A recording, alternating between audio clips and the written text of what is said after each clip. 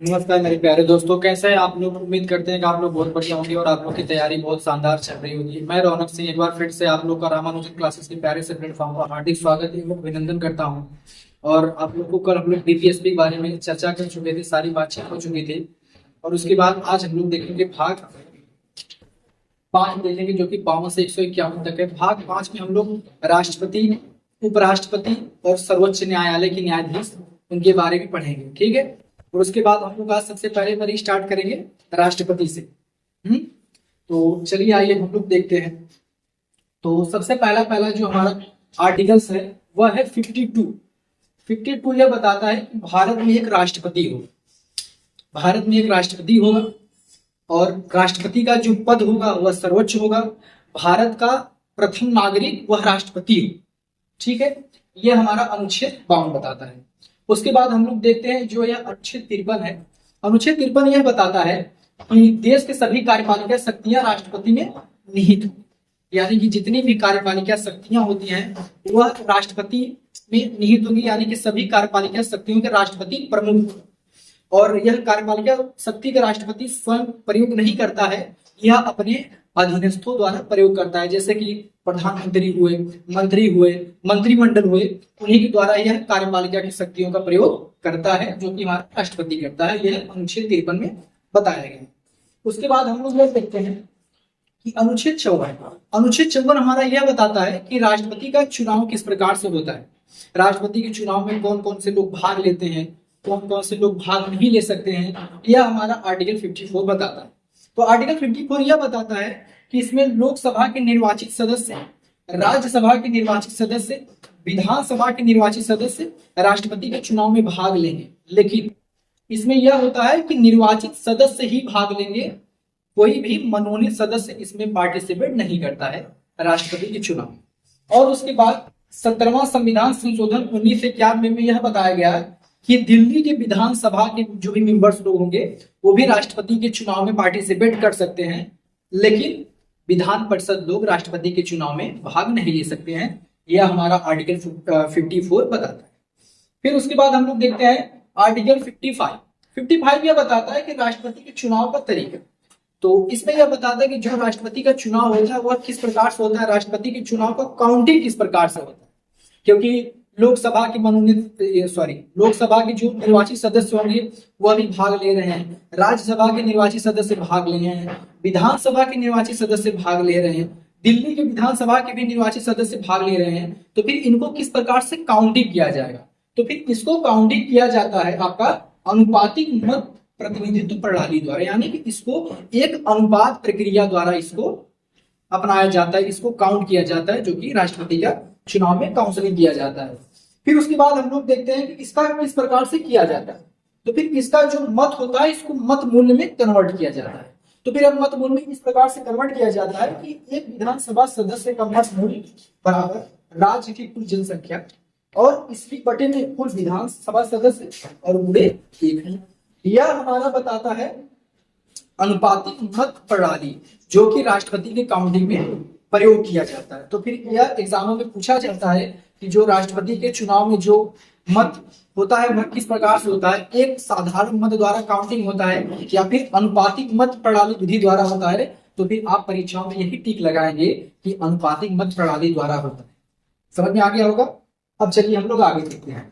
अब उसके बाद देखते हैं, अब यहाँ पर जो था विधानसभा सदस्यों का मत प्रणाली कैसे काउंट किया जाता है कि राज्य की कुल जनसंख्या बटे कुल विधानसभा सदस्य गुणे।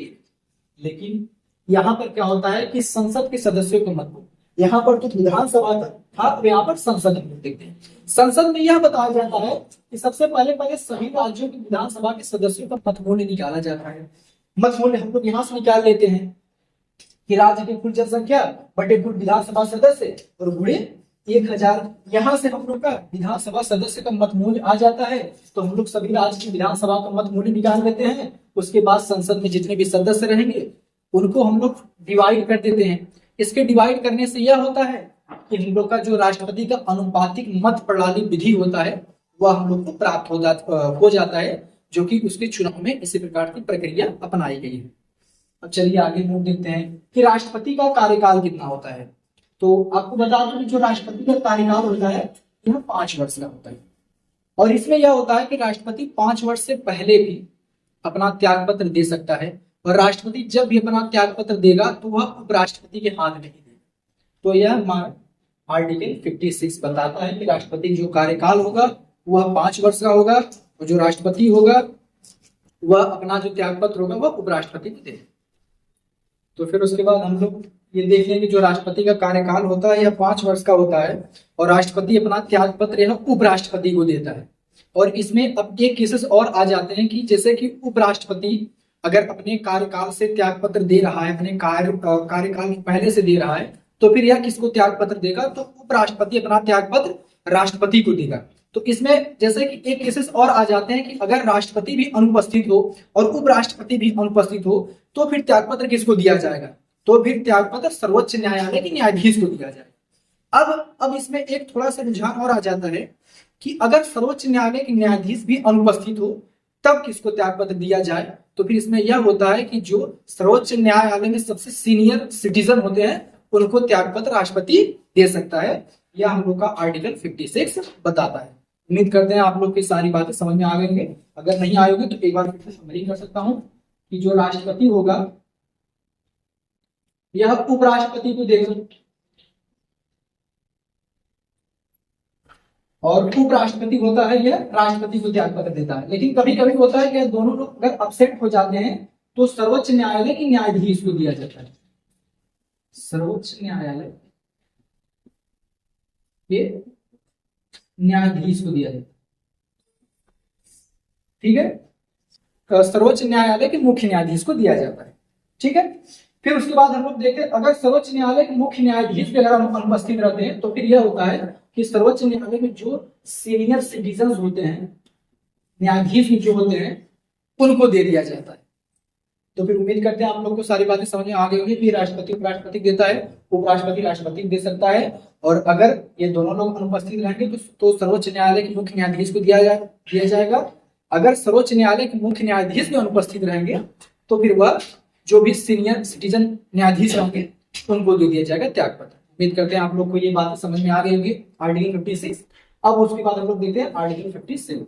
इसमें यह बताता है कि एक बार राष्ट्रपति बनने के बाद भी पुनः भी राष्ट्रपति आप बन सकते हैं। ऐसे इसमें कोई भी केसेस नहीं होते हैं कि कोई भी व्यक्ति एक बार राष्ट्रपति में 5 साल कार्यकाल करने के बाद वो दोबारा राष्ट्रपति नहीं बन सकता है, तो वह राष्ट्रपति बन सकता है। इसमें कोई दिक्कत कोई परेशानी नहीं। तो यह अनुच्छेद 57 बताते हैं। उसके बाद बताता है अनुच्छेद जो 58 होता है कि राष्ट्रपति पद की योग्यता। तो भैया राष्ट्रपति पद की योग्यताएं क्या होती है, इसमें मुख्यतः यह होता है कि राष्ट्रपति ये 35 वर्ष का होना चाहिए। यह सबसे मोस्ट इंपॉर्टेंट होता है कि जो एग्जामों में पूछा जाता है कि राष्ट्रपति जो मतलब पद होता है, राष्ट्रपति के पद के लिए कितना आयु दिया गया है, तो आपको बता दो 35 साल दिया गया है। फिर इसमें यह होता है कि राष्ट्रपति पद की योग्यता में सबसे मूलतः आपको 35 वर्ष होना चाहिए। फिर इसके बाद इसमें 50% से एक वोट भी ज्यादा अगर कोई भी राष्ट्रपति पाता है तो वह विजयी घोषित हो जाएगा। यानी कि एक प्रकार से इसको समझ लें 1/2 + 1, यानी कि 50% से एक वोट भी अगर राष्ट्रपति ज्यादा पा जाता है तब तो वह विजयी घोषित हो जाता है। यह राष्ट्रपति पद की योग्यताएं बताते हैं। ठीक है, उसके बाद हम लोग देखते हैं राष्ट्रपति की शपथ। ठीक है, तो राष्ट्रपति की जो शपथ होता है, यह राष्ट्रपति की जो शपथ होता है यह सर्वोच्च न्यायालय के मुख्य न्यायाधीश द्वारा दिया जाता है। और शपथ में यह बताया जाता है कि राष्ट्रपति संविधान का संरक्षण करेगा, संविधान के हित में कार्य करेगा, जितनी भी कार्य प्रणाली होगा वह सारे के सारे संविधान के अनुसार ही होगा। यह राष्ट्रपति की शपथ में बताया जाता है। जो कि राष्ट्रपति शपथ देता है यह आर्टिकल 60 में बताया। उम्मीद करते हैं आप लोग को ये बात भी समझ में आ गई होगी। उसके बाद हम लोग देखते हैं आर्टिकल 61, यानी कि महाभियोग प्रक्रिया, यानी कि राष्ट्रपति को किस विधि द्वारा राष्ट्रपति को अपने पद से हटाया जा सकता है। तो इसमें मूलतः क्या होता है कि संसद के दोनों सदस्यों में 2/3 बहुमत द्वारा राष्ट्रपति को हटाया जा सकता है। तो इसमें सबसे पहले यह होता है कि लोकसभा में 1/4 सदस्य और राज्यसभा में 1/4 सदस्य का मतदान होगा।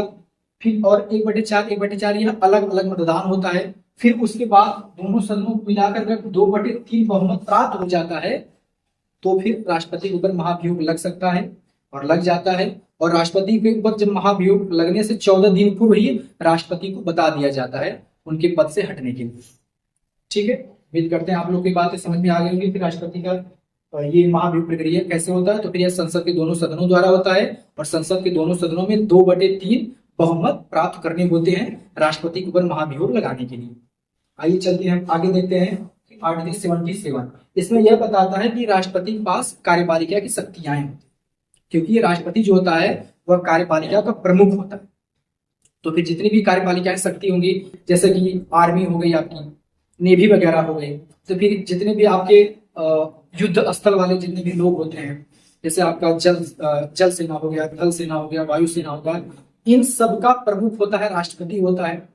ठीक है, क्योंकि राष्ट्रपति कार्यपालिका का प्रमुख होता है।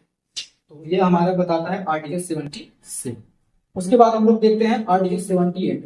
आर्टिकल 78 यह बताता है कि प्रधानमंत्री जो कि वास्तविक कार्यपालिका का प्रमुख होता है। संविधान अनुसार तो राष्ट्रपति कार्यपालिका का प्रमुख होता है, लेकिन वास्तविक रूप से देखा जाए तो हमारे यहाँ प्रधानमंत्री ही कार्यपालिका का प्रमुख होता है। और आर्टिकल 78 ये बताता है कि प्रधानमंत्री कोई भी कार्य करेगा तो वह राष्ट्रपति को बताएगा। उम्मीद करते हैं आप लोगों की बात समझ में आ गई होगी।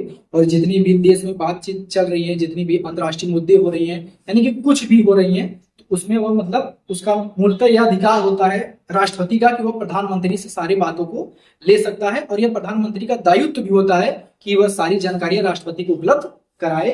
और यह बताता है आर्टिकल 78। फिर उसके बाद हम लोग देखते हैं आर्टिकल 79। आर्टिकल 79 में यह बताता है कि राष्ट्रपति संसद का हिस्सा होता है। इसमें बस लिखना है कि राष्ट्रपति संसद का हिस्सा होगा, मोस्टली बताया गया। फिर उसके बाद देखते हैं जो आर्टिकल 87 होता है कि राष्ट्रपति का विशेष अभिभाषण, कि जो राष्ट्रपति होता है भैया वह एक भाषण ला सकता है, जैसे कि काफी सारे मंत्रियों को बुला सकता है, मंत्रियों को कार्यपालिका के बारे में बता सकता है और कार्यपालिका से जितनी भी जानकारियां होती है वो ले सकता है। इसीलिए फिलहाल राष्ट्रपति एक विशेष अभिभाषण दे सकता है। और ये जो भाषण होता है यह मंत्रिमंडल के आधार पर ही होता है, यानी कि मंत्रिमंडल ये सारे उसके ब्यौरे तैयार करके राष्ट्रपति को देते हैं और राष्ट्रपति एक अभिभाषण को बुलाता है। एक प्रकार से एक आप सेमिनार समझ सकते हैं कि एक सेमिनार को बुलाता है और उसमें सारे लोग से अपना जो भी अंतर्राष्ट्रीय मुद्दे होते हैं या फिर अपने देश के अंदर जितने भी मुद्दे होते हैं, तो राष्ट्रपति अपने कार्यपालिका लोग से बातचीत करते हैं। तो यह आर्टिकल 87 बताता है। और इसमें एक चीज और है, आर्टिकल 85। आर्टिकल 85 इसमें यह बताता है कि राष्ट्रपति जो है वह संसद के दोनों सदन को बुला सकती है। जैसे कि आपका मानसून सत्र हो गया, शीत सत्र हो गया, तो फिर एक प्रकार से बजट सत्र हो गया, तो फिर राष्ट्रपति का आर्टिकल 85 यह बोलता है कि राष्ट्रपति दोनों सदनों को सत्र में बुला सकते हैं। तो यह आर्टिकल 85 के अनुसार होता है। उम्मीद करते हैं आप लोग को ये सारी बातें समझ में आ गई होंगी, क्योंकि इसमें मूलतः हम लोग 3 पार्ट ही पढ़ेंगे। एक तो राष्ट्रपति के बारे में पढ़ेंगे, दूसरा उपराष्ट्रपति के बारे में पढ़ेंगे और तीसरा सर्वोच्च न्यायालय के मुख्य न्यायाधीश के बारे में पढ़ेंगे। तो फिर आप लोग एक बार फिर से इसका पूरा स्क्रीनशॉट वगैरह ले लीजिए, देख लीजिए इसको। तो फिर दोस्तों अब अभी तो फिलहाल ये वीडियो यहीं पर रोकते हैं और उसके बाद हम लोग जो भी सेशन रहेंगे इसके आगे एक बार फिर से इसको तैयारी करते हैं। और उम्मीद करते हैं आप लोग की सारी बातें आप लोग को समझ में आ रही होंगी। तो फिर जय हिंद, जय भारत, और इसी प्रकार से उस प्लेटफॉर्म पर जुड़े रहिए। धन्यवाद।